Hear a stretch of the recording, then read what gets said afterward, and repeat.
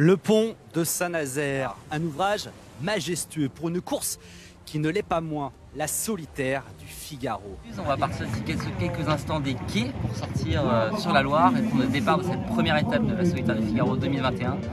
Ma dernière sous les couleurs massives, donc j'espère qu'elle sera belle et réussie, en tout cas que l'histoire sera belle. Il va falloir bien analyser la météo, bien trouver des phases de repos pour être lucide jusqu'à la fin et puis on va essayer de faire ça bien.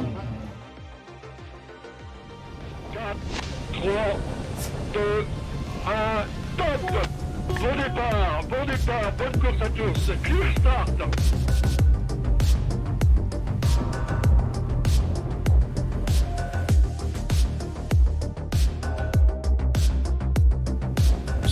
Le skipper massif 2019, c'est Pierre Quiroga qui est en approche de la ligne.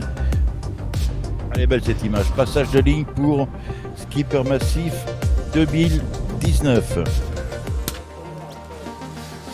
Et donc bienvenue à Lorient pour cette arrivée de la première étape de la solitaire du Figaro. C'est une belle étape, moi je suis vraiment dans les objectifs que je me suis fixés où voilà, je navigue avec le paquet de tête. Je suis bien content de la navigation que j'ai faite, de la vitesse du bateau. Forcément il y a pas mal de choses encore à améliorer mais il y en a toujours, rien n'est jamais parfait. J'ai quand même fait une belle nave et donc content de ce premier podium. L'objectif avec la Massif c'est de gagner une étape, donc on ne peut pas dire que la case est encore cochée, donc c'est ce qu'on va aller chercher sur les 3 étapes qui restent et notamment sur la prochaine qui va nous emmener à Fécamp.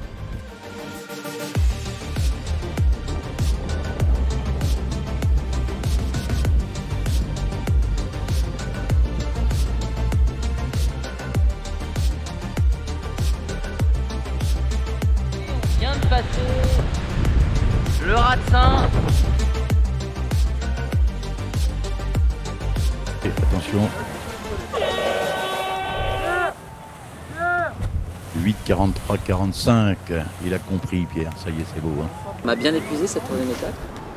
Aller remporter cette première victoire, ça m'a demandé beaucoup d'investissement, beaucoup d'énergie.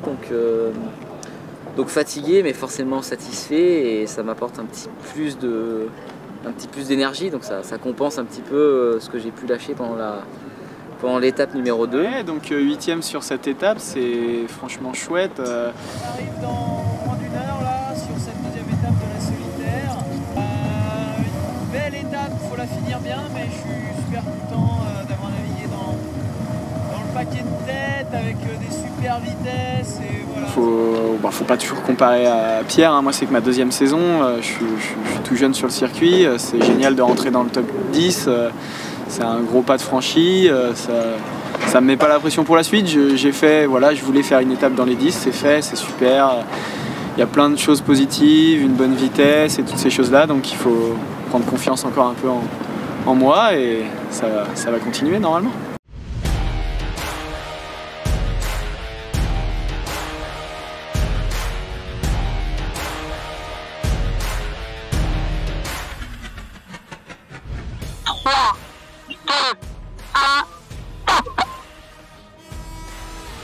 C'est parti pour cette troisième étape sous un soleil de malade.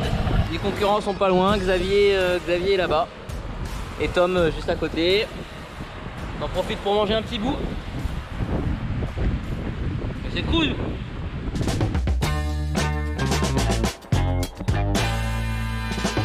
Passage de lundi. Bien connu par son histoire. Mais on est mardi. C'est le général Veig qui l'a conquéri en l'an de grâce 1123. Black Carambar. Au début elle s'appelait l'île Lundin-Peak, Lundin-Peak. Voilà.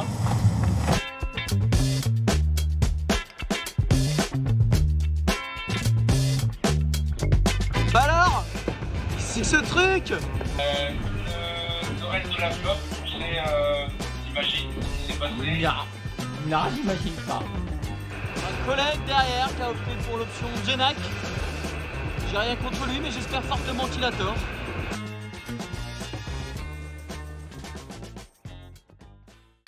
À l'image, skipper massif 2019, l'homme qui est en tête au classement général s'apprête à franchir la ligne d'arrivée en tête. Et voilà.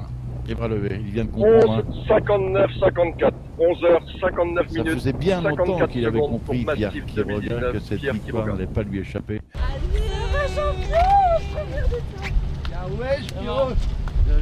Alors est-ce que je réalise ce que je viens de faire? En partie, vraiment, à certains moments j'ai l'impression de réaliser, mais d'autres, vraiment je me force à pas le faire non plus parce qu'il faut que je reste dans la course. Non, c'est pas une surprise, moi j'ai toujours été confiant, j'ai su réorganiser mon équipe et mon entourage pour cette année 2021 et preuve en est, c'est que ça a été bien fait.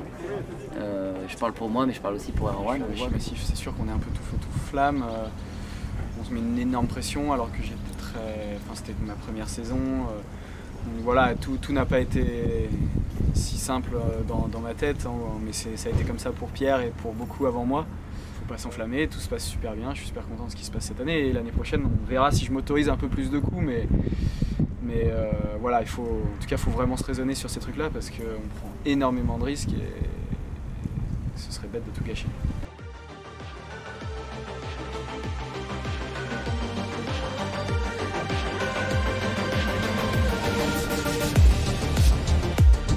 Et voilà, on y est, départ de cette ultime étape, 4e en baie de Morlaix à Roscoff. On a enroulé le Fastnet déjà, ça c'est fait. Hello you.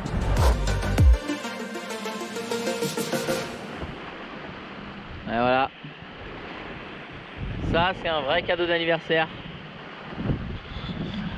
Le soleil qu'on n'a pas vu depuis 2 jours. Et qui revient me faire un petit coucou en ce mardi 14 septembre.